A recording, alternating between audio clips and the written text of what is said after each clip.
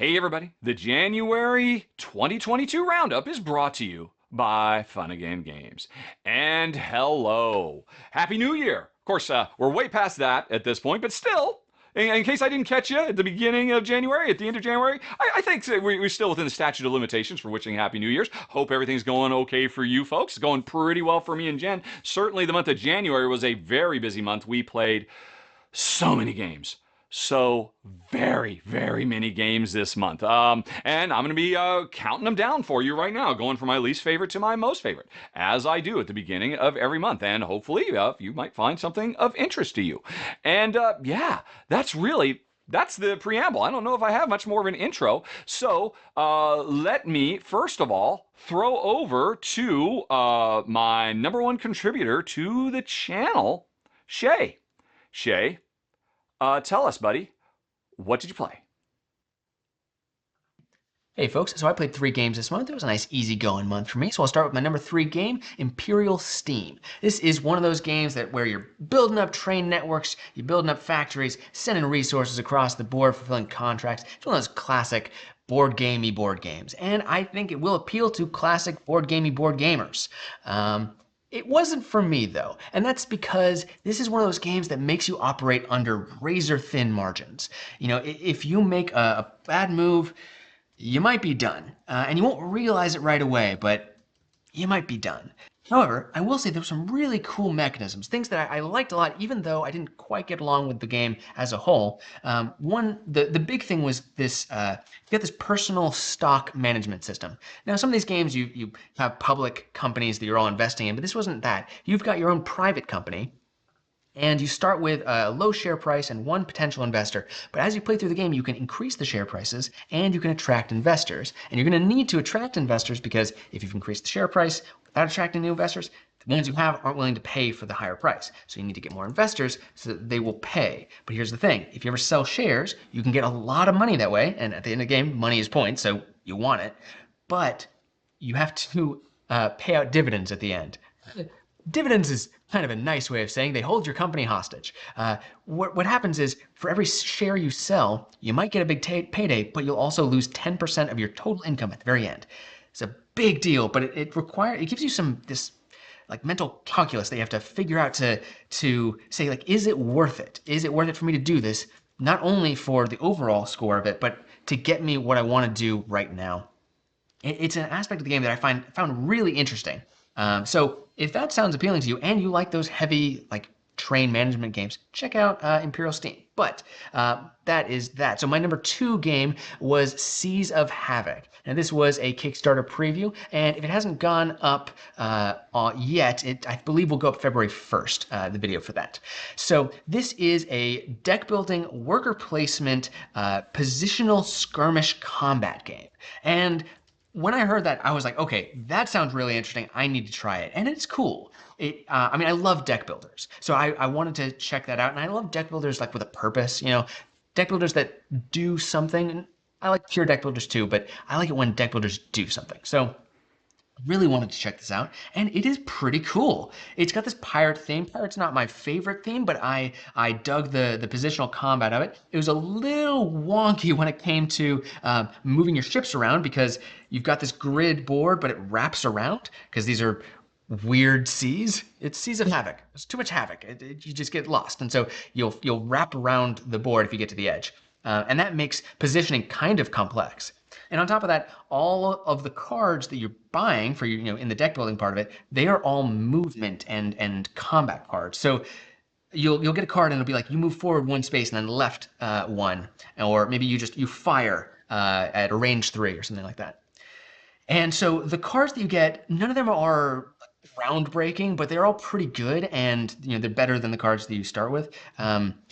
But that part of it was the only thing that I wasn't 100% on because I love deck builders with big bad cards that you get and you feel really good when you get them. But what you do feel good is when you can pull off a clever maneuver, because with other deck builders, if you just get the good cards, you might do well. In this game, you have to get the good cards and you have to play well. You have to position yourself right. You have to manage the worker placement part well. So there's a lot to keep track of. I'll also say it has some really good asymmetry. The like little player powers that you have are different between players, and there's also, you have different ships, which changes your starting deck, and that's a really cool thing for a deck builder, in my opinion.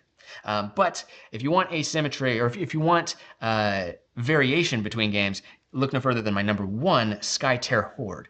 This is a solo or 2-player cooperative game. You are fighting against hordes of enemies that are coming at you. You've got to defend different lanes so that you can defend your castle. But what the really big thing about this for me was how much variety there was in every time you played. And I played with a limited prototype version, so I only got 1 enemy and I had 3 different allies that I could play with. But every time I played felt completely different. One, the ally decks feel really different. I'm sure when I have different like enemy hordes, they're going to play very differently as well. I got to see a little bit of options for the other ways that you can play, and they seemed really cool. But on top of that, the cards that become available are always going to be different. One, because even though they're sending big scary monsters at you, the real threat is the minions that are going to just pillage you every turn and just skim cards off the top of your deck. Cards that you'll never get back. And also, you won't know what you lost. So the cards that you end up being able to play with, even if you've played that allied faction before, you won't necessarily know what you're going to get, what you're working with. That, I think, is really cool. And the enemies do a similar thing. Every turn, they kind of burn a card, and it will boost the effects of something else that they have on the board. So they're still getting use out of it, but it might be one of the most powerful cards in their deck. You just don't have to deal with it. Or it might be boosting the most powerful card in their deck that's already on the board. So there's all kinds of different stuff that happens with it. As far as gameplay goes, it's fun, it's quick and light, but there is definitely some strategy to it.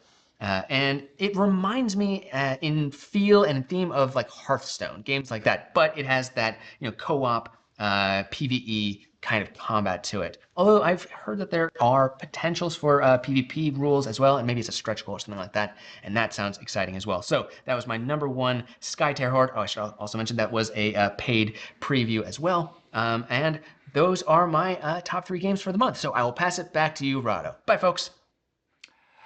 I gotta say, before I go on to my list, a huge thank you to Shea, because I was originally going to be trying to do a run through this month of Imperial Steam myself. My wife and I, we played it in December, and our brains literally just melted out of our ear holes. It was so big, it was so robust, really brilliantly designed, but oh my gosh, so incredibly punishing that I called up Shea, or I wrote Shea, hey, how would you feel about doing this in January? It's a train game. Everybody likes train games. And he said, sure, no problem, Rahdo. And then I cackled gleefully to myself because, oh my gosh, that is a big game, but a brilliant one. And thank you, Shea, for stepping up when I was not ready for prime time on that. But that's Shea. We've got a little bit more to talk about because specifically, Ruel Gaviola, who is my co-host on the weekly R&R show, actually did a run-through of a game that's on Kickstarter right now as well as a paid preview for Skate Summer, and he did a great job, I think. Really captured the feel of this very sharp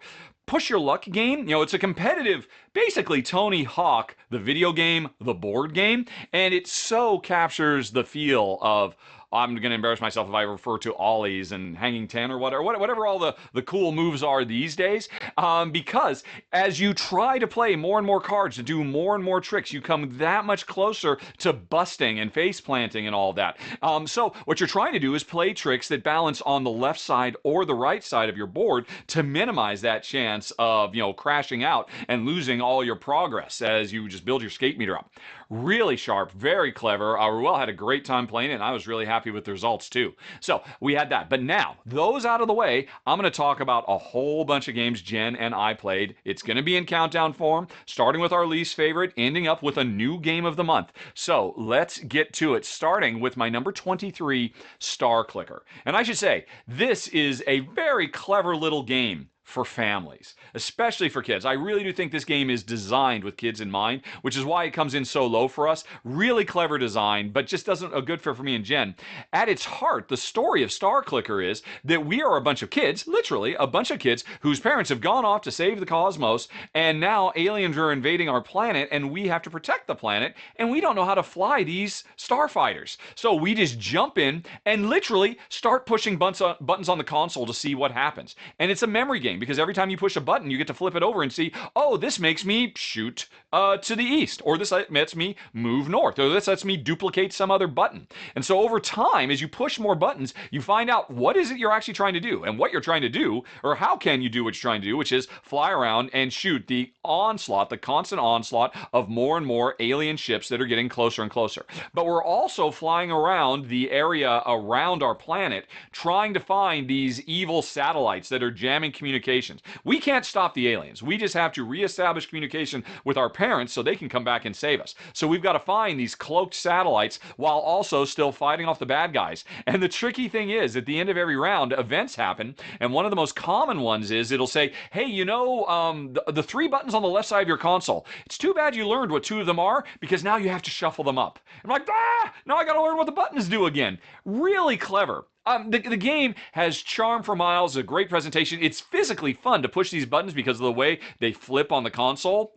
Really nicely done, but a very, very lightweight game. You know, I could definitely see playing this with kids, or, you know, parents having a good time, you know, family level. But for hardcore gamer geeks like me and Jen, love the idea of, and, you know, and the implementation is sharp, but it's just a little too lightweight. We needed some fancier moves we could pull off that we're trying to learn, other than just, you know, zipping around and shooting aliens. And so it comes in number 23, Star Clicker. Then we go on to number 22, Zorro, the dice game. And this is basically Yahtzee with a Zorro theme. And I don't say that in a bad way at all. It does it very, very nicely. You got all these really cool custom dice. At the beginning of your turn, you pick one of several missions that are on the board, and they say, okay, well, you've got to, you know, stop the bank robbery, or rescue the kidnap victim, or whatever it might be. And it shows, oh, you got to roll these particular dice. You take your dice, you roll, you set some aside, you re-roll, you set some aside, you re-roll. Hopefully you got what you wanted, in which case you get to complete the mission and you get new equipment. Because we're not Zorro, we're competing to become the next Zorro, because Zorro is retiring. And so over the course of the game, you get all kinds of upgrades that give you more dice, let you manipulate the dice, all kinds of fun stuff. The coolest thing about this game by far, which I think would make it a lot more interesting at a higher player count, is when I'm about to start a mission, I can see with my dice, I don't think I have a very good shot of it. Other players around the table can say, hey, I'll help. And if I say, yeah, sure, then they will come on and I get extra dice and re-rolls and other stuff with them helping me. And it ups my chances of completing the mission and getting new equipment. And then the nice thing is they get something nice too. Not as nice as what I got, but we definitely found this to be the most engaging element of the game. That even though we're competing, racing to become the next Zorro, we often were in a situation where we wanted to help each other. And I could see this being, if there were three other players around the table and everybody's, well, okay, I'll take your help, but not your help, because you're clearly winning. So if you get a little bonus by helping me, then we're both kind of catching up with you. I think that's going to be a lot more engaging. As two-player, it was nice, but it didn't have that much of an impact. And so I really think Zorro the dice game is going to be best at higher player counts. But if you like Yahtzee and you're looking for a nice thematic, again, family weight game, you might want to check it out, because it's very, very sharp. Number 22, Zorro the dice game. Then we go on to number 21, Happy City, which is a very sweet, charming little, you could call it my first city building game, because you guessed it, folks, this is another game that is very, very lightweight, great for families, great for new novice players. On your turn, you're going to draw 3 new building cards from the cheap, medium, or expensive buildings. You're going to take one of those buildings, pay for it, because you're earning money throughout the course of the game, add it to your own little suburb, and then you are going to get income from all the buildings you've got. And it sounds really simple because it is. Now, you want to grab certain types of buildings because they give you more income, or because they increase the happiness of your population, or they give you more population. At the end of the game, you're going to multiply all the cards that give you population times all the cards that give you morale boost, and that's going to be your final score. So, I mean, the secret's in the name. This is all about building the happiest city you can. And again, it's super sweet and charming. There's a little bit more depth to it, because there are some cards that are out that require you build certain combinations of things. And everybody's racing towards that. So everybody can see that, oh, well, if I get a few more of these, and you can look on the backs of the cards. There are 3 decks you can draw from, and you can see what the likelihood of card X, Y, or Z is going to be. So you can take informed guesses, and as you get more and more powerful, as you get more and more income, you want to go for the heavier, more expensive buildings because they're going to bring more population. They're going to help people more. So it has a nice little arc. It's really sweet. Jen and I, we were able to finish a game in this in under 15 minutes, and and there were some nice little decisions to be made along the way. But again, oh my gosh, this would be perfect to play with my niece and nephew if they were ever visiting. A wonderful gateway game. If you're a hardcore gamer geek, it's probably too lightweight for you, like it was for me and Jen. But I can honestly say, did enjoy our time in Happy City, number 21. Then we go on to number 20, Pocket Decktective. And this one really kind of surprised me quite a bit. This game is just a deck of cards. And what you're going to do is over the space of an hour or so, you are going to systematically search through this card to try to solve a murder. Because we are a group of detectives trying to figure out, solve a crime, as you might imagine. And the deck gets divided into different sub-decks that represent different locations that you can go when you're investigating. You can say, hey, the Pocket Detective we played, a professor was murdered, and his wife was a suspect, and I think his teacher assistant was a suspect, and you could go hang out at his office, you could go to the main classroom, you could go to his house. Each one of these locations represents a different deck. And when you decide to go there, it takes a certain amount of time. All these cards have little time tokens on them. It says, oh, if you want to go and interview the wife because, or where was she? Because, one of the first things we got in this mission, it was like the second or third card we drew, was a call log, because we checked out the victim's cell phone. And we're like, well, why did he make all these calls? Why was he calling this person so much? Who was the last person he talked to before he died? So that gives you some interesting leads that feels really thematic. And we did feel like detectives. And, one of the first thing that happens, again, it's not a big spoiler, is the autopsy, the office says, hey, it's going to take us 7 hours. So you don't get any information about the autopsy until 7 hours have passed. And hours pass whenever you flip over one of these cards and interview people or search for clues or whatever it is. So I was really surprised. I expected this was going to be like a really simplistic little game, but there are really nice mechanisms layered throughout. The passage of time, and there's a lot of stuff to keep note of. I mean, this was a bit more. I mean, I'm not saying this is as heavy as a Sherlock Holmes consulting detective, but it was a lot more than I expected. It was an interesting case to try to solve. But the passage of time as something that we had to be aware of, and then being able to visit and revisit areas, it was beautifully done. So if you like working on a cooperative puzzle of trying to, if you want to be Columbo or NCI investigator or whatnot, this game delivers on that fantasy really, really nicely. The only reason it comes in at number 20 for us is, at the end of the day, neither my wife nor I are that into solving mysteries. We used to be at one point, but we've kind of, it's really not a thing that engages us quite so much anymore. So while I believe this was a beautiful implementation. I mean, Portal Games has a bigger game called just Detective that is big and long and takes, tens of hours to complete. This crams all that gameplay into a tiny, tight little fun package. It's just beautifully designed. So if you like solving crimes and you've got an hour to spend, it's not going to cost you much to check out my number 20, Pocket Detective. Then we go on to number 19, Hike, which was a paid preview for a game that's on Kickstarter. I think the Kickstarter might be over right now. I'm not quite sure. But this is a game of husky sled dog racing. And I gotta say, both my wife and I were very pleased by it. The game has 2 halves. The first half of the game, you are drafting to get the best team of dogs you can, because you have to bear in mind different dogs have different strengths for going over different terrain. Dogs also have personalities, and you have to try to get you have to arrange them on the sled train to ensure that the dogs will play well with each other. And then on top of that, you can be drafting for dogs. You can also be drafting for equipment that will help you get through tough patches. You can also be drafting for what are my favorite element of the game. It's why I want to check it out. Care cards, because the fundamental conceit theme of this game is the way you win this race is by developing a bond with your dogs, taking care of your dogs, listening to your dogs, developing trust with your dogs, because those care cards are the most important thing in the game. They are an incredibly valuable resource, because the second half of the game is this pretty straightforward race where over the course of the drafting you discovered more and more and more of what the weather was going to be like, what the track conditions were going to be like, and you're drafting with that in mind. Once the race starts, you are leveraging the strengths of all your different dogs every day to try to get as far as you can. And then at the end of the day, your dogs are tuckered out from a day of racing, they rest overnight, and then the race continues on the next day. And you just get closer and closer to the finish line.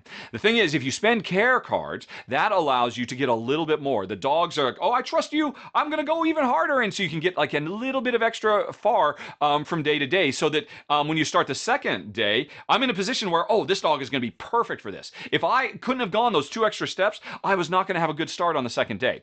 Now, the second half of the game is really almost like just an extended scoring period, because the real meat of the game is the first half when you're drafting and trying to get the perfect collection of dogs. But the second half is very satisfying, very fun and fast, and really thematic. Another thing that I really appreciate about Hike is, in the real world, in our world, there are a lot of really bad abuses in the professional dog sled racing industry, sport. And the sport is definitely taking steps to try to address that, but there are bad actors out there. There are bad mushers.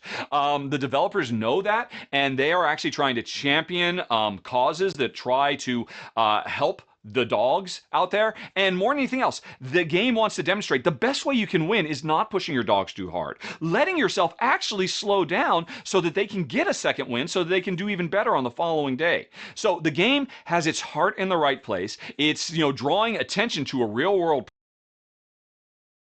Oops, sorry folks, I'm having some technical difficulties recording today. I think I just lost sound for a second. But what I was just saying is, I'm not quite sure when it dropped out, I think the game is a great gateway style game. I think families will love it. The dogs are awesome looking. There's some interesting decisions to be made, but it's not too heavy. A little bit more lightweight than what Jen and I were looking for, but still a fun card drafting game. My number 19, Hike. Okay, then we go on to number 18, Camp Pinetop. And this one really surprised me. If the next time I am going to do a top 10 surprises, I think I might put Camp Pinetop on the game, because at first I thought this was going to be another really simple, lightweight game. It kind of melds the card drafting of Ticket to Ride, because there's a bunch of cards out there. You're trying to collect the right collection of cards in your hand, not so that you can lay track on a map of somewhere in the world like Ticket to Ride, but instead so you can spend these cards to move around a forest around Camp Pinetop, because we're a bunch of camping kids trying to complete merit badges and all of that, and we need to get the right combination of cards. And wild cards are great, but if you take one of those, then you can't take a second one. Again, the card drafting feels very Ticket to Ride-ish, and it's very nicely done. In fact, actually, it's kind of an improvement over Ticket to Ride. I think it does it better. But then the second half of the game is, as we're getting these cards, we're spending them as a resource to move around, and then we're also spending them when we arrive at certain areas to get those merit badges. And there's a ton of merit badges that give you all kinds of upgrades. So over the course of the game, you're getting stronger and stronger and stronger, and it speeds up and speeds up. And overall, the game is really sharp. My wife loved it. She was a huge fan. I liked it. I thought it was nice, especially the game comes with several different modules you can turn on that really elevates the complexity of it, like wild animals that wander around, or weather events that will change the layout of the board, or you can play it in a much more family-friendly way, because obviously this is a game that would very much appeal to gateway audiences. So this game really bridges the gap quite nicely. So both Jen loved it. I liked it. For me, I don't know if it was a keeper, because still, at the heart, you spend a lot of this time, like Ticket to Ride. Okay, I'm just trying to get all these cards, and then boom, I have a big turn, and then okay, now I got to start collecting the next cards. It's got a good rhythm, just not my favorite rhythm. But again, my wife was very, very impressed. So for her, this would probably rate into her probably her top 10 of the games we played this month. And but this is more my ranking. I liked it. I didn't love it. I think it's great. I think it's got a fantastic audience, great presentation, nice components, really wonderful sense of whimsy and humor. Yeah, there's a lot to recommend with my number 18, Camp Pinetop. Then we go on to number 17, Floriferous. And wow, This is a fantastic game. I really like this one a lot. It's another team up from designer Steve Finn and Pencil First Games. It's probably their second best collaboration to date, the first one being Whatnot Cabinet, which is still so brilliant. But Floriferous is a wonderful game. Actually, it says right on the box, it's about relaxing. It is attempting to be a relaxing game where all we're doing is just going for a stroll through a beautiful garden, taking a look at beautiful flowers. Oh my gosh, this game is a knockout. And what we're really doing is a whole bunch of set collection. The core gameplay here is very, very reminiscent of the drafting in King Domino, where if I take a higher card in the next row, that means I am going to be able to go first next turn, but chances are it's not going to be as valuable as if I had taken a lower card. And what we're doing is we start out the game going from left to right, just grabbing cards, then we refill the board, then we go from right to left. And it feels like you're just wandering through this garden, grabbing cards that represent the flowers you saw, or the bugs, or the features of the garden. So the King Domino drafting is very, very good. But what's really special about this game is the set collection, because every card, or most cards, have multiple metrics on it, where they will, getting a particular tulip could help you fulfill a personal desire, could help you fulfill a bounty. There are public goals, there are private goals, there are display goals, and every single card you take in this game you have to very carefully consider, because it could actually help you in several different ways. But chances are, what you really need to be thinking about is, well, okay, I could grab this card right now and that's good for me, but I can see on the next leg of this journey, the card I absolutely need, my linchpin is there, and I cannot afford to miss that one. So maybe I'll sacrifice and take a card that's not so great for me this round, so I'm in a higher spot on turn order to get what I really need on the next round. And that tension is wonderful. My only complaint, the thing that keeps it from being higher, is this is definitely a game that is going to work better at higher player counts, because there are simply more cards to draft. And I think that's going to be interesting.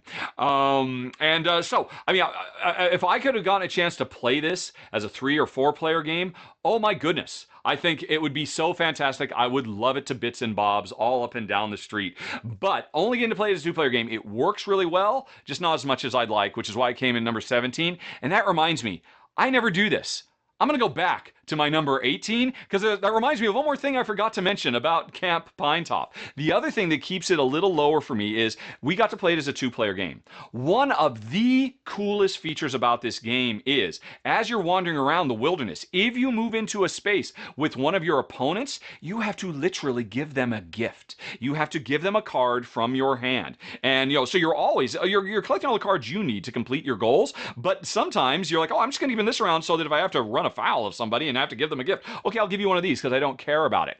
That is awesome. That was probably my favorite thing about Camp Pinetop. It's not negative interaction, it's positive interaction, where, okay, well, either I got to wait for you to leave so I can move where I want to go, but if you're not going to leave for a while because you're in the middle of grabbing a bunch of cards yourself, then maybe I'll just go on ahead and move in, and here's a gift.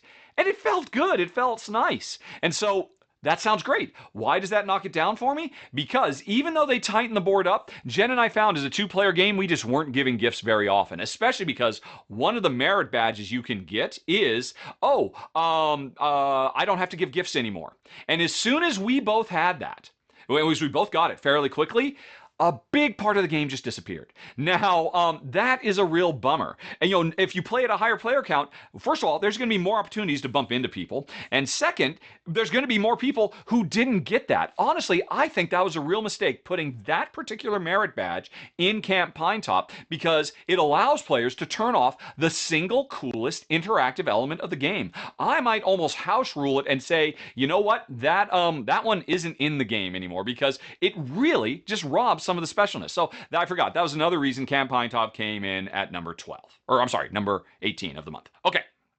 Now, I got myself a little discombobulated there. Let's continue with number 16, Tharos.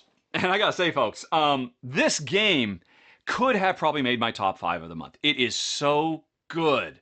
There's so much I like here. This is a bag building dice worker placement game set on a steampunk alien planet where we are investing in infrastructure, making all kinds of hires to get access to special powers so we can manipulate our dice to do worker placement stuff so that we can mine stuff from this alien planet and convert it into victory points. All the while, every round, there are going to be disasters that are befalling us that we know what they're going to be. We have to prepare for that, or we just have to take it on the chin because we're too busy doing other stuff. And of course, course, all of this is driven by the dice we roll that we pull out of our bag, and different colored dice let you do different stuff. And sometimes the dice will be awesome. Sometimes they'll like say, nope, you got to come up with another plan, and it all works wonderfully. This is such a sharp, sharp game from publisher Spielworks, if I recall correctly.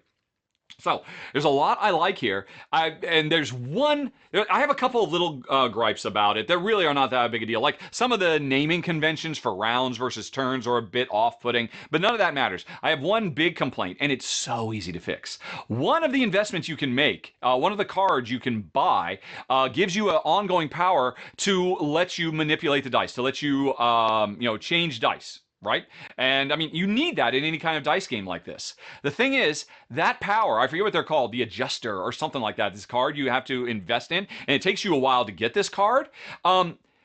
That card should be in play from the get-go. Everybody should have access to that power. Because imagine another game, a heavy Euro, like say Castles of Burgundy, that has a lot of dice, dice determining what you can do in a given round. Imagine in Castles of Burgundy that you couldn't get worker tiles until halfway through the game when you've made an investment. And then you can start using workers to manipulate in Burgundy. That's what they did here, and I don't understand why. I forget the name of it. It's like the adjuster or something like that. If everybody just had that one card active from the beginning of the game, this game would rocket from a like a mid to high 7 up to a mid to high 8 for me. Absolutely phenomenal. So if you ever check it out, let me suggest that as a house rule. It'll make the game so much better. But as it is with the official rules, Tharos is my number 16. And then let's talk about number 15, Puzzle Strike 2, which was a paid Kickstarter preview and a game that I really enjoyed quite a bit. And now, in part, that's because I have a big fondness, a huge nostalgia for, classic Tetris-inspired video games. There have been so many of them over years. I mean, I'm old enough to have been playing Tetris and Dr. Mario back when they first came out on the NES. But these days, I mean, Bejeweled, there's so many of them. And they've been in so many different ways. One of the more popular lines of these types of games was called Puzzle Strike. Puzzle Fighters. And Puzzle Strike is basically Puzzle Fighters, the board game, and it works so well. Every round, a bunch of super pretty, colorful gems are going to come crashing down on you, and you've got to manipulate them in this stack to be able to get big enough groups of them so that they will disappear, your stack will sink down, and what ends up happening is the stuff that you got rid of, first of all, it fills up special power meters, and second of all those gems you got rid of get thrown over towards your opponent. And now they've got to deal with that on their turn, and it's like a constant war of attrition. They were just trying to overload each other. Now, all of this is driven by a very solid deck building system. The deck building in this game is very, very good. You start out with some simple stuff, but every round you get to buy more cards and put them into your deck that are based on all these cute, colorful, cartoony fighters. I have seen some people complain they don't really like the aesthetic of the game, but I love it. It so captures that video game feel. It's just absolutely great. Now, there are some very interesting things about this game as well. One of them is the Scepter of Power, which one player is holding. And it's literally represented by a gigantic plastic toy scepter that lights up if you put batteries in it. But anyway, the important thing is whoever holds the Scepter of Power is the target of everybody else's attacks. This is not a game where, I'm going to choose to attack you or whatever. When you hold the Scepter of Power, you are super powerful. Your special power meters are automatically filling up all the time, so you can unleash all kinds of big super combo moves. But it means every other player around the table is constantly deluging you. And so at the end of your turns, or at the end of other players' turns, you have the opportunity to say, I relinquish the Scepter of Power. I don't want this anymore. I need to catch a break. And then all of a sudden, now somebody else is the target of all this. And while some people think that the Scepter of Power as a big, battery-powered light-up toy is a bit overkill, I think it's thematically so perfect because it does feel, it's like, it's incredibly powerful and it's also cursed at the same time. It just being a tiny little piece of cardboard that's a picture of a scepter would not actually capture the essence, the excitement, the drama of this game as it switches hands back and forth. And so I love the multiplayer interaction in this game. I love the deck building is super sharp. This game is so overflowing with amazing combo potential. When you get further into the game, every round, when you get hit, you're like, oh my gosh, I'm getting hit by 5,000 things. And yet somehow you draw your hand of cards, they start letting you draw other cards, and cards, interact with other cards, they unlock secret powers, and somehow you get through it all. And then everybody else gets hit with all this stuff. It is a brilliant, fun, fast game. My only complaint about it is that the central feature of it is that scepter of power. In a two-player game, it's a little bit less interesting because there's only two people anyway. At a higher player count, when one person is the target of multiple assailants, that's going to be super duper cool. Plus, if I'm honest, I mean, this is a game, especially as a two-player game, where you are spending all your time trying to figure out, right, how can I destroy you? And my wife and I, as Care Bears, that's not really our thing. But we enjoyed this so much anyway that coming in at number 15 on this was a really good month full of games is pretty high praise from me. My number 15, Puzzle Strike 2. Okay. Then we go on to number 14, 10. Now, this is a game from the design super trio behind Cascadia and, oh my gosh, so many, Molly and Stan, and I can't remember the third person's name. Should look up before I started. But there is a trio of designers that have been doing a lot of really interesting stuff for AEG and other publishers, and have started their own little design firm, and they're working with lots of people. 10 is a game that came out. It didn't quite get as much attention as their big hit of the year, Cascadia, which is an amazing game. But this is a really sharp push your luck auction game where players are, when it's your active turn, you are drawing more and more cards, trying not to bust, trying not to, the total of the cards you've drawn, try not to go over 10, but trying to give yourself as many cards as you can. But the problem is, there's two types of cards. There's these number cards that you're using to make straights in front of you to score points at the end of the game, which is all done very nicely. But then there are also these money cards, and those money cards go to your opponents. So the more you draw, I'm pushing my luck. I'm risking everything, but I'm also potentially giving you better and better stuff too. So there's a lot more going on in this game than a typical, a Diamat style push your luck game, and both Jen and I were very impressed by it. My wife loved it. I liked it. It's a little too abstract for me. I wish there was some way that you could layer some thematic elements onto it, because it is a pure abstract. Just try to get long straights of numbers, while dealing with a market that you can buy stuff from, pushing your luck, auctions, because once around bidding that is incredibly tense. There's a lot of game packed into basically a tiny deck of cards with my number 14 of the month, 10. And then we go on to number 13, Composition. Now, this game really should be getting a lot more attention than it is. And I wouldn't blame anybody if they look at it and say, oh, is this just from Tim Fowers? Is this another sequel to Paperback? Because this is a card game like Paperback or Hardback that is crossed with Scrabble. So it is a word game where you're trying to make better and better words over the course of the game. But it is so different than Tim Powers' other works, Paperback. It is really fresh and unique. It is a card drafting game. Everybody at the beginning of the game gets a special character with a special player power. In the picture I've got here, I was literally a anthropomorphized pile of mud. My name was Mud, and I had a special mud power, and every turn, I always have M, U, and D as a basis for my cards. But every round, in addition to those base cards I've got, I'm going to be drafting from cheap cards, expensive cards. You can earn money in this game and save up to buy the really powerful stuff.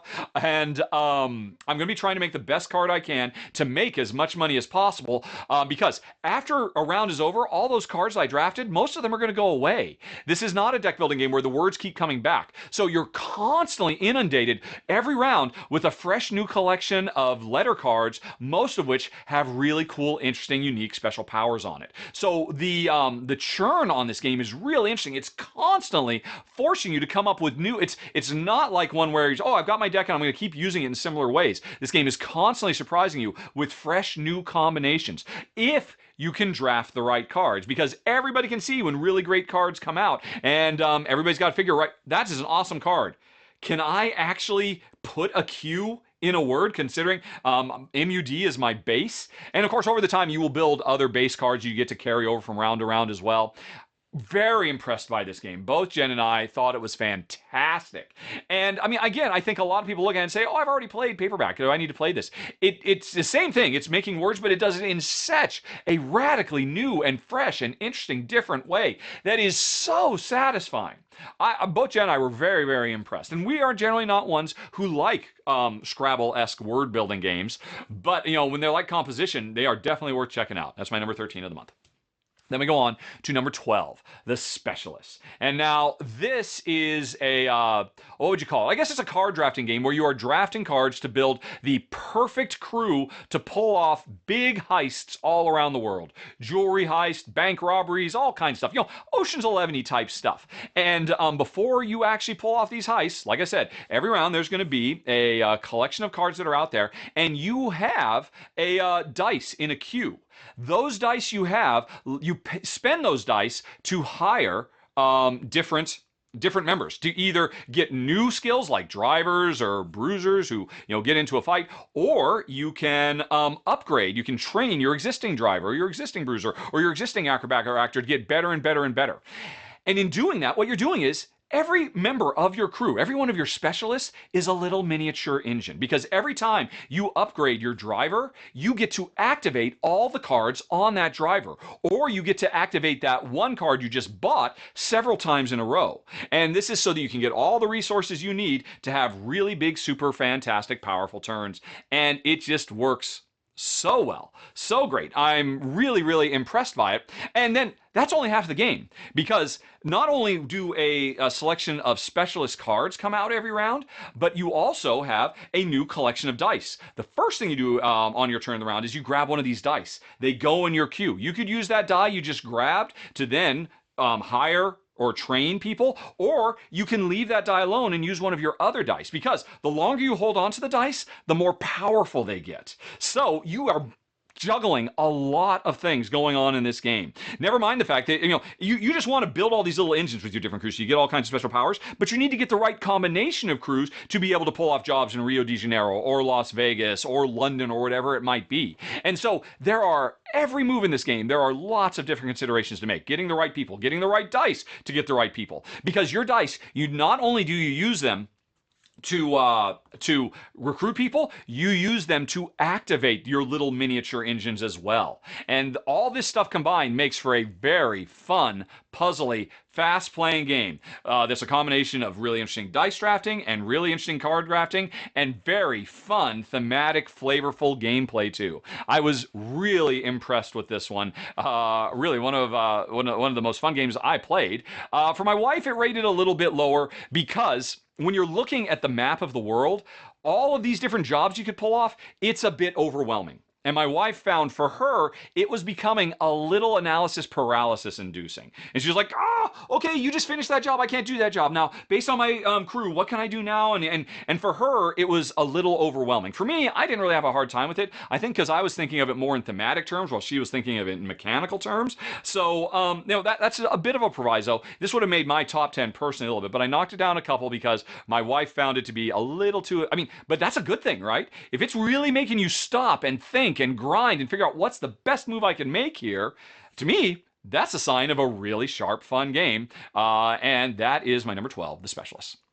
Then we go on to number 11, Mercurial, which is another paid Kickstarter preview. And now, interestingly, this game is not launching on Kickstarter, I think, until March. I covered this one way early because I had to get it back in the mail to send to other folks so it could get more coverage. And honestly, when I first checked out this game and was talking to the publisher about whether I wanted to spend time covering it, I wasn't quite sure, because I'll be honest, the theme of it is fine, but it's not really my favorite thing. This is a game where we are alchemical masters trying to bend the elements to our will to be able to cast spells to save people. This is basically a spell building game. And that's fine, it's just not something that I find particularly engaging. If I'm playing high fantasy, I guess I prefer more of the swords than sorcery personally. I guess I just, but I was interested in anyway, because it's got a really, really compelling combo layer upon combo layer upon combo layer element to it. Because most of your turns, what you're going to do is, on your turn, you are going to play a card from your hand, and that represents you using one of your assistants to manipulate the dice you have, because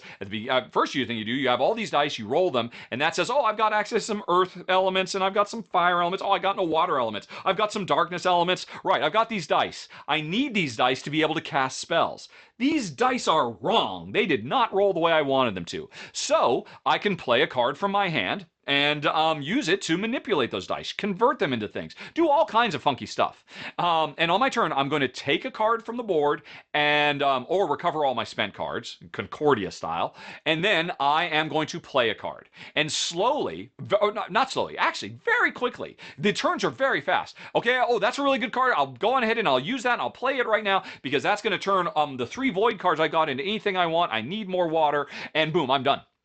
And then that new card I got is gone. Next turn, I could get another card, manipulate things more. But what we're trying to do is we're building more, we're getting more and more apprentices, assistants that will let us manipulate these dice. But there's another type of card on the board that are the actual spell components. And I have to spend my dice to get those. So first of all, I can grab the assistants for free.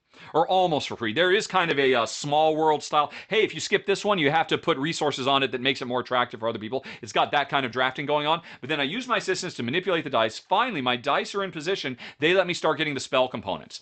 But the interesting thing is, first I had to go through all these different combos of using my assistants to combine them in different ways to get the dice what I want. Then I use the dice to get the spells. And we're only halfway through the whole process because now, eventually, on my turn, instead of taking something and playing something, I could cast a spell based on all the spell cards I've got. And the thing is, each one of these spells, depending on how, these spells all have interesting combo chain stuff as well. And you can combine them in different ways. These chains will double the output of this. This thing will convert the output of one thing into another. So, you had combos of your assistants to combine with combos of your dice so that you could spend those combos to be able to get spells so that you could then combo all those spells together in different clever ways to finally achieve your goal, which is at the top of the board, there's a bunch of monsters to fight and people to save and all kinds of heroic stuff to do. And that's how you ultimately score points. So this game is combo-tastic. Combo upon combo upon combo. And all different kinds. Hand management card combos. Dice manipulation combos. Spell tableau building combos. And it doesn't sound like much, but when you're actually playing it, it is so rich and full. I found myself really projecting myself into the fantasy of, oh yeah, I'm a master alchemist and I'm making all of these disparate things come together to cast this super spell. And if all that weren't enough, there's one more cool thing about this. When you ultimately cast those spells, the spell cards you have comboed together to make your super spell, they either produce restoration, i.e. they heal, or ruin, i.e. they hurt. So they can heal or hurt, restore or ruin. And what you want to do is manipulate the cards so you have a really big hurt, ruining, so you can do big bad monsters, or a really good healing. But often these cards, when you're combining them together, well, this will do 12, this spell I cast it right now, it'll do 15 ruination, huge fireball, but it'll also do 5 healing, and they cancel each other out. So 15 minus 5 means I'm only going to do 10 ruination. This heal, I gotta get rid of these things. So it's another opportunity for you to manipulate all these cards. But the brilliant thing is, the most powerful thing you can do in this game is achieve harmony and balance. Because if I can cast a spell that would produce 8 ruination and 8 restoration, then the two forces cancel each other out and become twice as powerful. And I get wild card abilities, or wild card resources I could spend. And it's awesome. It is very tricky to pull that off. And it comes off after a string of combo upon combo upon combo to be able to pull off these super harmonious spells. But that's so satisfying when you do it. So honestly, like I said, folks, I was thought this is going to be an okay, nice little card game, but oh my gosh, it has really interesting, hidden, surprising depths. My number 11 of the month. Watch for it when it goes on Kickstarter. Remember, this was a paid Kickstarter preview, Mercurial. Then we go on to number 10, Decktective. And, I have talked about how my wife and I have kind of really lost interest. We don't have much enthusiasm or excitement anymore for games that are all about us cooperatively trying to sleuth out a murder mystery or whatever it might be and solve a crime. And, these games are coming out all the time. And Decktective really sets itself apart from all the other ones. It is, at its heart, just a deck of big cards that comes in a box. But when you start playing Decktective, the first thing you do is you take all these murder scene or the crime scene cards and you stick them into the edges of your box and you create a little 3-dimensional scene that you are going to investigate. And that, the toy factor of that is off the chain. But as soon as I was setting up and I showed my wife, she's like, oh, I can't wait to play this. That is so cool. And she just wanted to pick up the little murder scene and look at all the nooks and crannies. And if you do, you want to, because there is hidden information. And you want to look at all sides sides of the scene because it's three-dimensional now. And it can update over time because you can slip new cards and override the old cards. So that's why I was interested in Decktective, even though I knew Jen and I weren't going to be that interested in solving a murder, but I thought that was going to be really cool. That's not the coolest thing about this game, though. That's neat. But what's very cool is there's a deck of cards, and basically each player draws a certain number of cards, 3, I think, by default. And when it's your turn, you have to decide to either play one of these cards into the public area so everybody has access to this clue that's going to help us solve the crime, or you trash it and remove it from the game.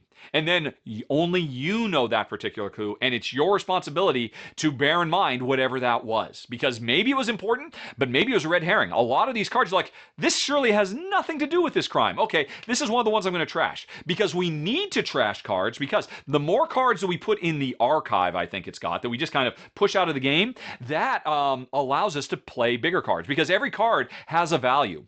If there are 3 cards in the archive, that means I could play a level 1, 2, or 3 card to the public area so everybody knows and we can start putting cards together and solve this murder.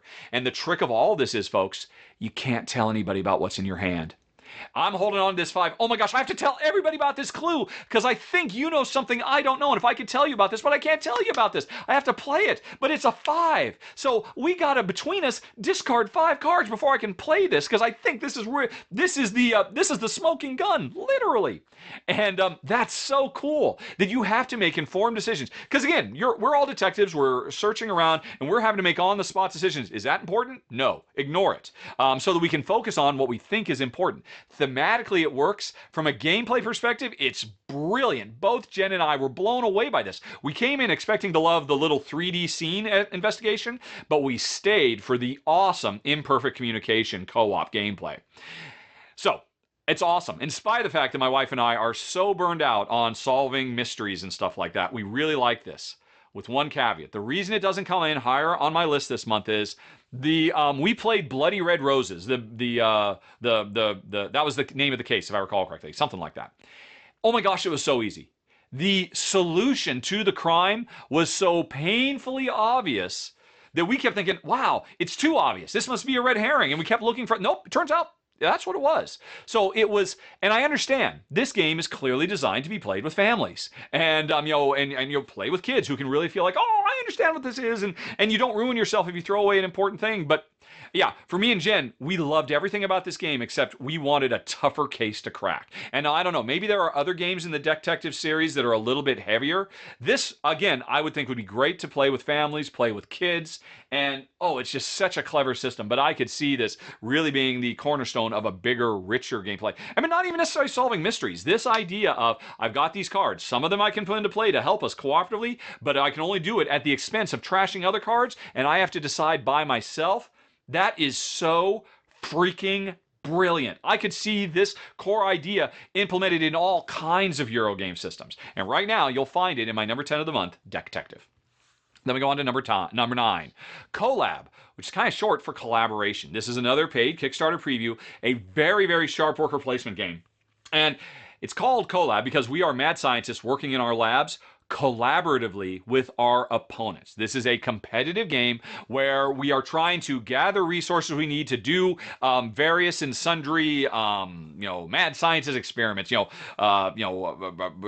Creating monsters that will do our bidding, and making all kinds of cool inventions and stuff like that. And so we have a hand of cards that says, here's all the resources we need to do this, and we're trying to get them built, playing them to a grid on our side of the table, because a lot of these cards will say, hey, when you play this card, if it's next to these other types of cards, it'll score you points. Or, hey, play this card and it lets you manipulate other cards, all kinds of things. So at its heart, we've got this hand of cards. We're trying to harvest the resources we need from our laboratories to be able to play this tile laying game.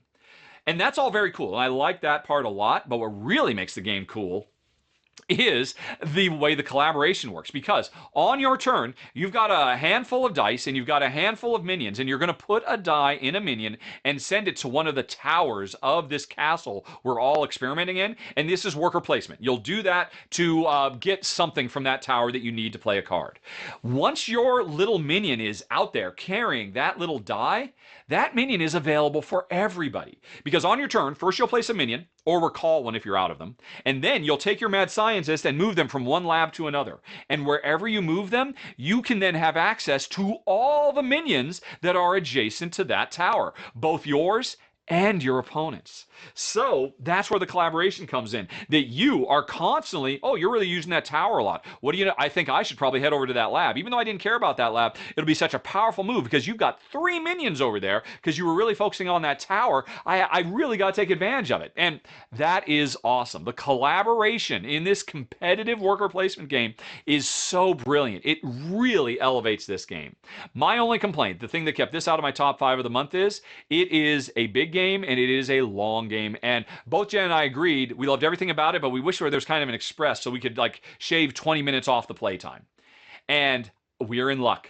Because after I put my video up, the publisher posted we'd already been thinking about having an express version of the game that just gets it started quicker and makes it more like an hour instead of a 90-minute to 2-hour game. And they're working on that, and I haven't played it, so I'm rating it based on the rules I got to play with my prototype. But I expect the final version of this.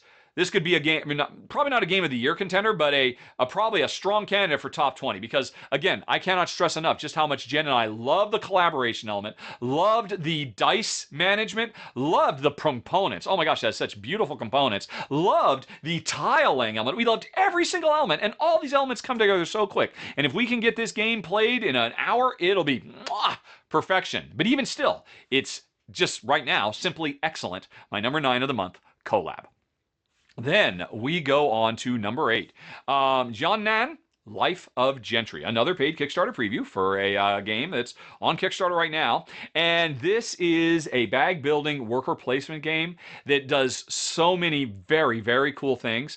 First of all, in this game, players are Ming Dynasty era artisans. And we are trying to, the resource in this game that we gather, because this is a Euro game, is inspiration to complete great works of art, great works of drama, great written works. And I mean, that's what we're doing. We're basically, we're trying to fulfill recipes to score points by making plays, art, and drama. And we do that through worker placement. But that's the nuts and bolts of the game. But what makes it so clever and cool, aside from the wonderful thematic, atmospheric, this game kind of reminds me almost of Fresco in the way it really brings all the personal facets of an artist's day-to-day life. We can go on trips and get inspiration from seeing the countryside. We can go down to the local market and get inspiration from just the sights and sounds. We can hang out with other artists and get inspiration from them because we need those inspiration to complete the works and score points. So that's all cool. Love the theme. My wife really loved the theme because she's a real world-class artist. And so this really spoke to her. Felt like I'm living my life in board game form and I'm loving it. But what I got to rewind, because what makes it special is the bag building worker placement. Because at the beginning of a round, you pull out of your bag a bunch of chips, these little hexagons, and they all have 2 symbols on them. One symbol says, if I activate this chip, that says where I can send my worker, whether I go to the market or I go on a vacation or I hang out at the tea house and put my works on display for everybody to see or whatever it might be. So each one of these chips that are in a little queue that I've got in front of me, I pick, on my turn, I pick one of these, and that will let me do worker placement. So I'm limited in where I can go based on what I pull out of my bag. But the thing is, after I do that, the rightmost chip that's still in front of me, it slides off my board, is removed from the game, so I'm constantly bag thinning in this bag building game, and I get to do the other icon on that chip, which is a resource, a bonus. I get some drama inspiration, or I get some money, or whatever it is. So every turn, you're going to activate 2 chips. One you choose, one is chosen for you, one gives you worker placement, one gives you passive income, and balancing those 2 things and building your bag by putting cooler and cooler stuff in the bag, more powerful chips to replace the old ones that just get sloughed away, is brilliant. This is one of the coolest new action selection systems I've seen in a long time. There's a lot of bag builders out there. Nobody's doing anything like this. And then on top of that, this is so wonderfully thematic. And I haven't even told you everything about the game. There's also this whole area control element that has to do with shaping the pop culture trends of the Ming Dynasty China. Everything about this game is fantastic. The presentation is great. The gameplay is really top-notch stuff. I think it's still on Kickstarter now, probably ending pretty soon. Check out my run-through to see more, because like I said, both me and Jen were really taken by my number 8, Jiangnan, Life of Gentry. Then we go on to number 7, Savannah Park, which is the latest game from the design team Super duo of Kramer and Kiesling. And I'll be honest, at this point, I got to say, I think this is probably one of the best Kramer and Kiesling games I've played to date. And I've really loved almost all of them, but this one, which casts us in the role of park rangers trying to move all the animals of Savannah where we want them to ideally congregate with, members of their species so we can score points. We want to get watering holes next to all the giraffes so we can score a lot of giraffe points. But at the same time, I want to get watering holes next to all the elephants or all the ostriches or whatever and score lots of points. So it's not a tile laying game because as part of setup, you randomly, everybody has a board, everybody has the exact same tiles, and everybody randomly scatters them around on their board. And at the beginning of the game, you've got a few empty spaces and a whole bunch of scattered animals that you've got to get together. And on your turn, you will pick one tile, you will move it from where it is to one of the empty spaces on your board, and flip it to indicate it cannot be moved again. It's locked in place. And so as soon as I do that, I say, oh, because I moved this double ostrich over here, this is where I want all my ostriches ultimately to go. And so the puzzle of trying to figure out how to make that happen comes into play, and you are juggling so much going on, trying to get your rhino, your hippos with your other hippos, your elephants, your other elements, and of course, the trick thing is so many of these tiles have hippo or rhinos and ostriches. So you need to get this tile in the intersection between where you plan to put all your ostriches and your rhinos. And if you can do this well, and it happens to have watering holes, that watering hole can feed both species, and you can score super points. But here's the trick, folks. As I said, on my turn, I'm going to pick one tile, flip it over into its lock state, and put it someplace. And then my turn is over.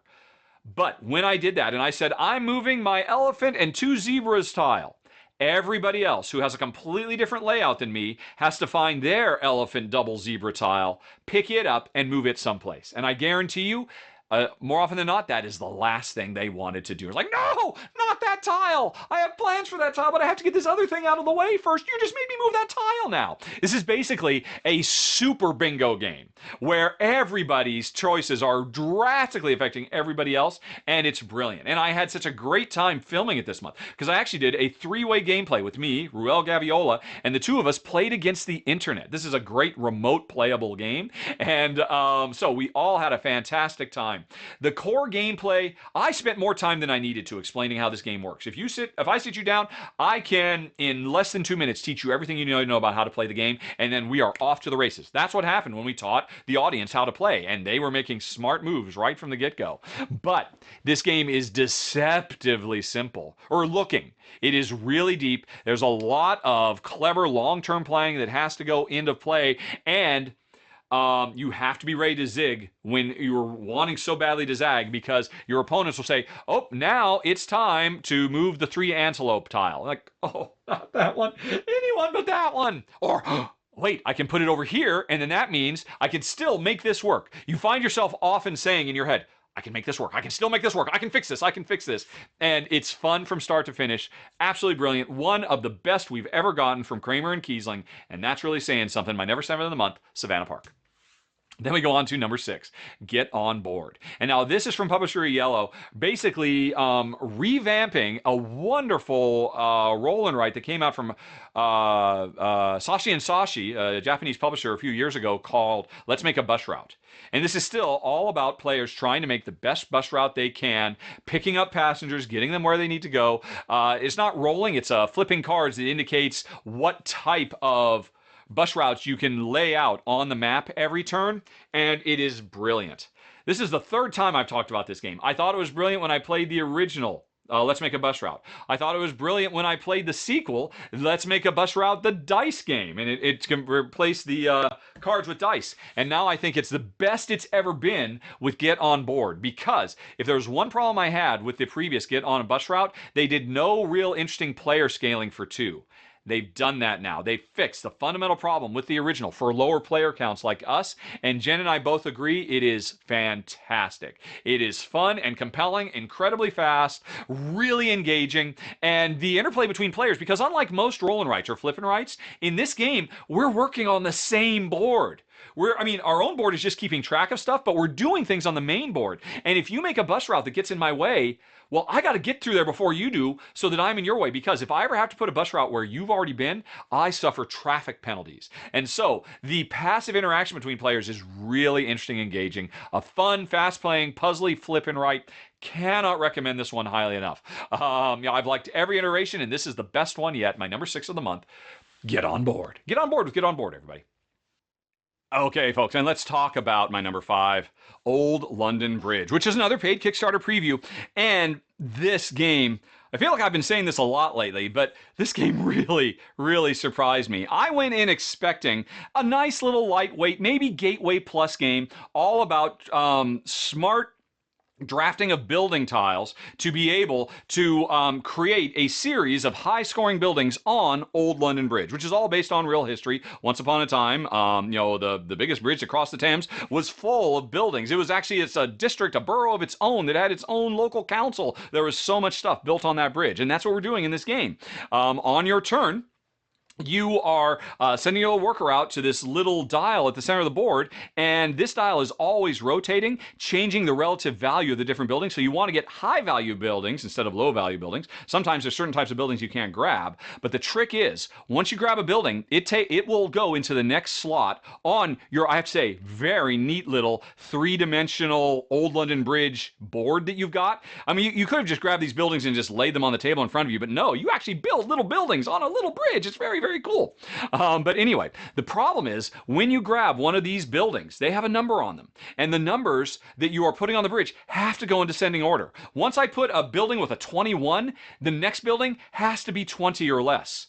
But what if there aren't any to grab? Or what if the only ones I could grab are buildings I don't want because they don't really combo with my overall strategy? Well, one thing you can always do is grab a park, which does nothing for you other than let you reset the countdown. So all of a sudden, I put a 21. There's nothing else I like. The one I did like is gone because you grabbed it. Okay, I'll put a park, and now that lets me reset so I can put a 45 down as my next one after that. But again, every time you're resetting, you are slowing yourself down because that's one less powerful building you built on the bridge. Except, and this is what surprised me, I didn't appreciate the extra layer that goes on because every building, in addition to having whatever its function is, which is important, and in addition to having a constantly variable value, which is important, I want to grab ones that are worth 3 points instead of 1 point. In addition to all that, every building has a guild seal on it. And these are different colors. And what you want to do is the more you have of, say, the blue guild seal, when you put a new building on that has a blue guild seal, you will activate all of those guild seals. And that new building, if it's like your 4th blue guild seal building, it will do a level 4 version of its actions rather than a level 1. So you've got this whole set collection element on top of everything else, where you're trying to deal with these descending numbers, you're trying to deal with this draft, you're trying to deal with all these different powers you can do. And if all that weren't enough, there's the way we select, because everybody has a hand of cards. They're numbered 1 to 4, 0 to 4. And before we do anything, everybody plays a card simultaneously with a value of 0 to 4, and the higher the value, the more likely you are to go first and get what you want. Often, though, you want nothing that's out there because they're all garbage. You're like, okay, I think I'm going to try and go last, so hopefully other people will clear out and maybe a good thing will show up. This game, again, it seemed so simple. It seemed like a little trifle of a euro, but both Jen and I, even though this is a game that we could finish in 20 minutes, boom, we were really impressed by just how deep the rabbit hole goes on this. Never mind the fact, it also comes with a whole bunch of very nicely realized alternate scoring objectives, so you can radically change the way the game feels. That, in this game, trying to work our way up the gatekeeper track is really important. And in another game, nobody cares about it because that objective is gone and it's been replaced with trying to do set collections, of trying to get the right types of cards in your hand. Normally you don't care about what cards you have at the end of the game, but in this game it's everything you're trying to do. It's really, really good. It's coming soon on Kickstarter in the month of February. I cannot stress, again, like I said right up front, just how incredibly surprised I was by my number 5 of the month, Old London Bridge. Then we go on to number 4, Free Radicals. And I knew exactly what I was getting into when I checked this game out, and it delivers exactly what I wanted. This is a cyberpunk future game, although it's positive, happy, colorful, upbeat cyberpunk, which is so nice. What's the opposite of cyberpunk? Cyber-friendly, I guess, because it envisions a positive future for mankind, where we still have all the cyberpunk tropes and and all the technology that is fundamentally changed as a species and all that, but things are good. And here's the interesting thing. In this world, each player is going to get a player board, as is often the case with mini Euros, but whatever player board you get determines what game you're actually playing, because this is an extremely heavily asymmetrical game. I might be playing a mandala game.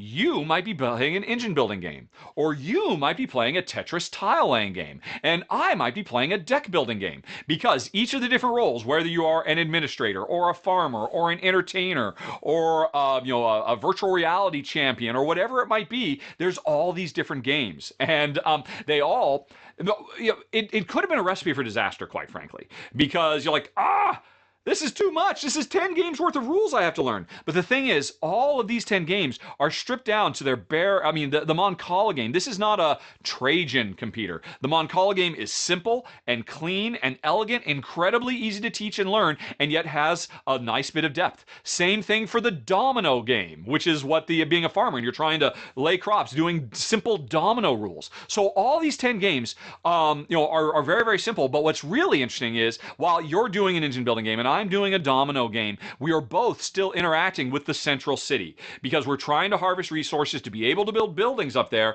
that become worker placement spots. If I go to my own building, I get the thing. If you go to my building, I get a huge payday. So I am heavily incentivized to build buildings that are good for you because then I'll start getting a nice steady stream. And the collaboration and overlap between players, that's just where it starts. Again, this is not a grim, dour future. This is a future where there are resources for everyone. And so everybody's just trying to be their best selves. And one of the best ways you can score points in this game is to share knowledge. Because everybody has this colorful knowledge track. And yeah, I can advance my own my entertainers thing on the knowledge track, so I know more about the world and we have better standing in society. And that's fine, I could do that. But I'm much more strongly incentivized to advance you or my other opponent or my other opponent. And the nice thing is, even if you're playing this game as a two-player game, they did a great job, I should say, at ensuring that you don't feel like you're compromising. Because all 5 factions, this goes up to 5 players, are in the game every single time.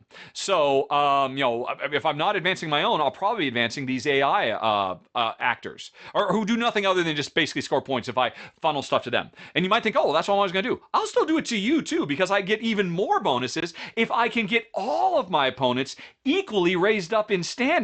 So I love the message of this game. A positive, upbeat, happy vision of the future where people, even when there is competition for renown or whatnot, still the best way you can compete is to help each other. And then on top of that, it comes with 10 really cool little games. I have to admit, I still haven't played the pick up and deliver one, which is if you're a messenger, you can do a pick up and deliver game. It looks nice, but pick up and deliver is not my thing. But you know what? There's 9 other little games that I adore. I think they're all great and absolutely blown away by my number 4 of the month, Free Radicals. Then we go on to number 3, Boonlake. Is there any surprise that the latest big box Alexander Pfister game is going to get all the love in the world from me? Well, there shouldn't be if you know my channel, because Alexander Pfister is my second favorite designer in the world, and Boonlake does nothing but help cement that. It is a fantastic, big, rich, meaty Euro game, all about harvesting resources from the land, making long-term investments to build up settlements, all Euro-y type stuff. And in fact, actually, when I did my final thoughts for it, I said, what do you get when you mix Great Western Trail from Alexander Pfister and Terra Mystica? You get Boonlake, and I stand by that. Because there's a lot of Terra Mystica and the way that you claim territory in the world, and the way that you, as you take more and more stuff off your own player board, you get more and more passively powerful and stuff like that. All this stuff works very nicely. And honestly, none of it is what makes this game so special for me. What's really cool is the action selection mechanism, which is so simple. There's a little colorful board off to the side that has 1, 2, 3, 4, 5, 6, 7 action strips in it. Each one of these action strips has, like, when they get activated, there's like 4 or 5 things that are going to be done. So on my turn, I have to pick one of these action strips.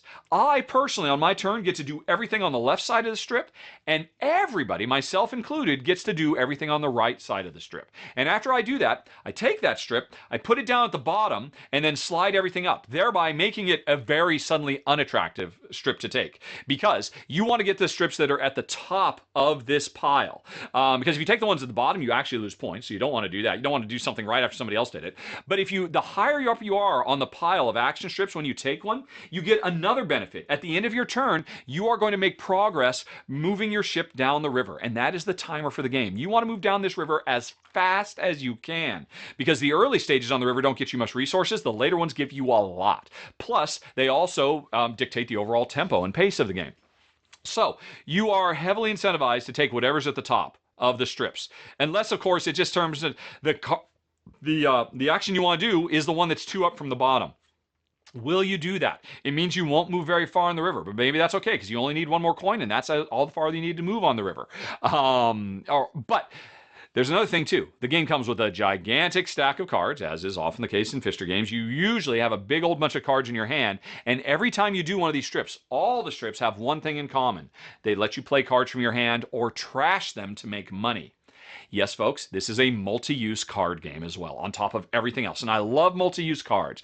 And the problem is, all these different strips, they are day, dusk, or darkness strips. And you have cards that match. I might have nothing but daytime cards in my hand, which means whatever strip I take, I can only activate cards if I take a daytime strip. But the best strip I could take, the one who's action, the one that let me move first on the river, is a dusk card, and I don't have any dusk cards. So do I wait, or do I forgo that? You are constantly having to make interesting choices and compromises in this game, and the heart of this game is so clean and elegant and simple, and yet it's so big and rich and deep. I absolutely love it, as did my wife Jen. My only complaint, it's a little long.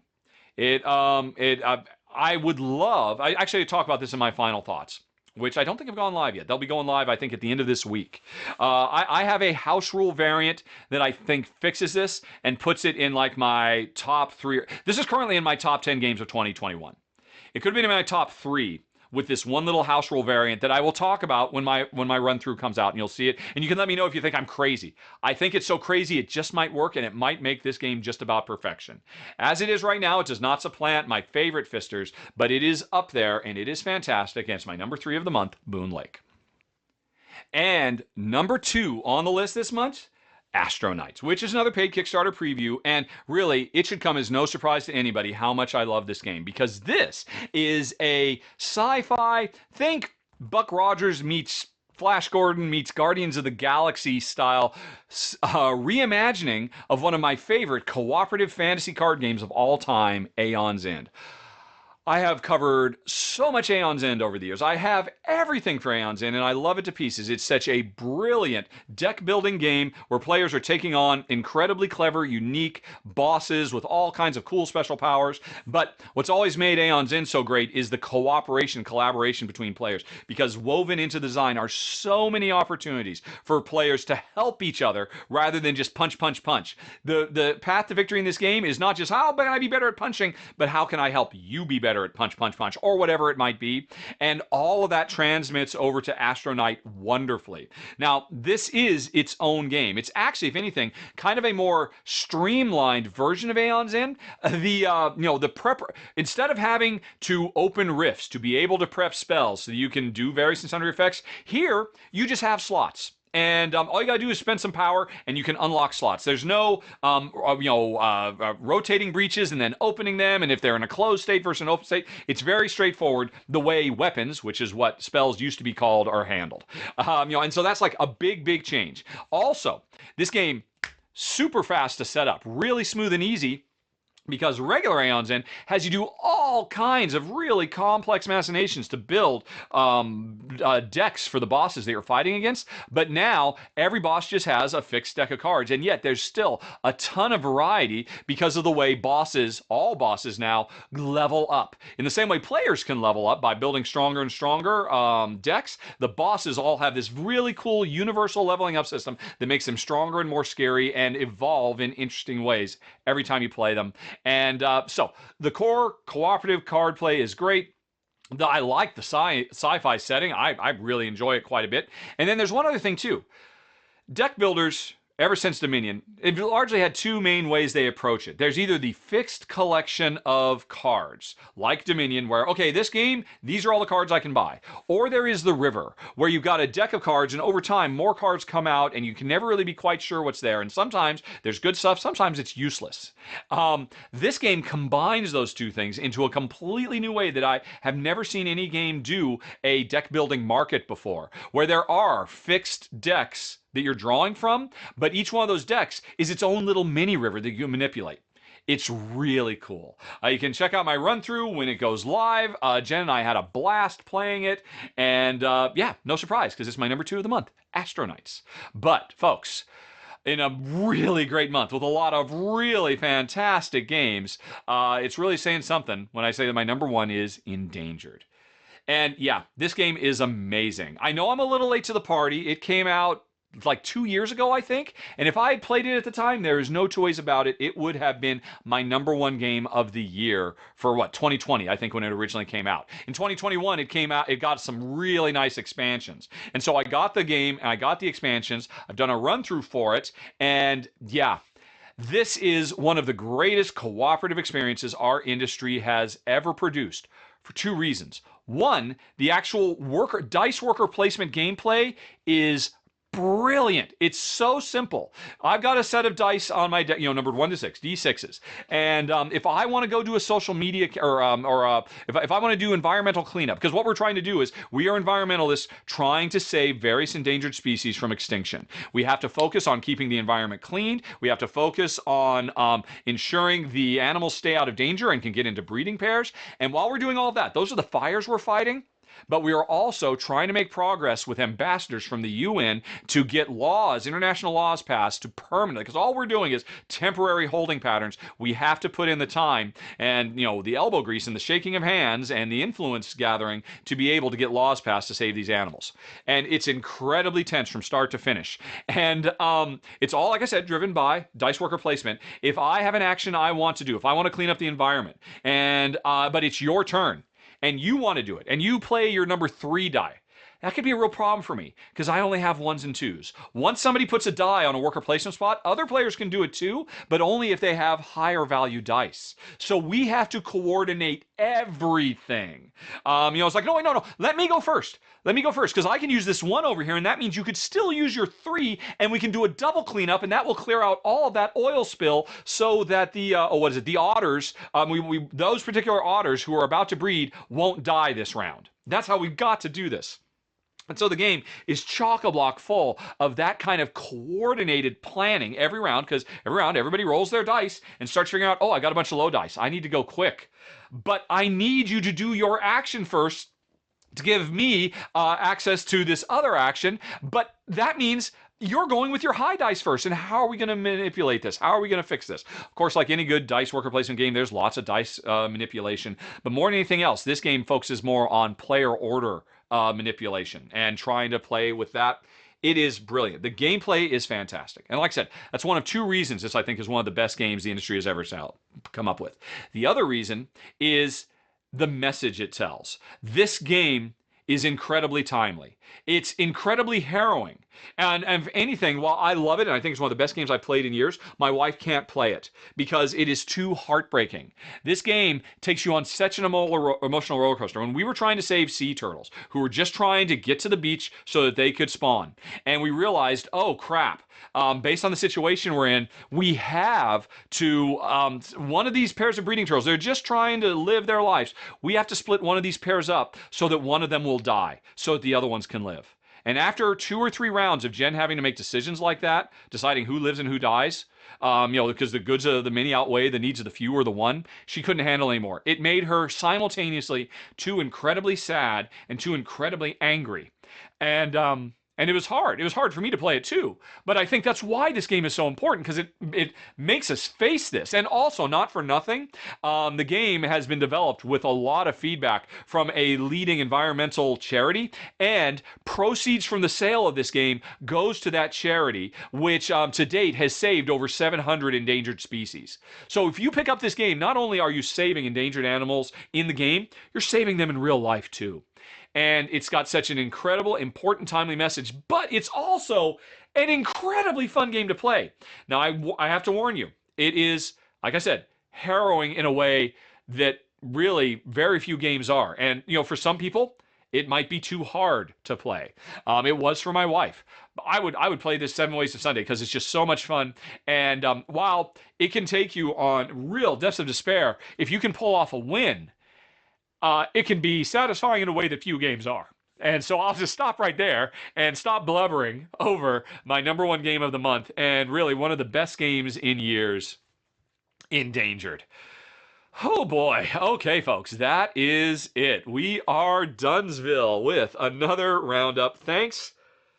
Thanks for going the distance with me. Sorry, I kind of lost my composure there a little bit, but as always, hopefully, well, I had a fun time. That was a lot of really great games. Maybe you saw a couple that are interesting to you. And if you'd like to know what's coming next, hit that eye in the top right corner of the screen, and you can go to my Coming Soon page where I tell you all about what we're currently planning. Plans change, but what we're currently planning on covering in the month of February. And otherwise, I just want to say thanks for everybody for watching the show. Thanks to my wife for putting in the time to play these games, sometimes even if it's a tough one. And also, thanks as always to the sponsor of the show, Fun Again Games. Have a nice day, everybody. Talk to you later. So long. Bye-bye.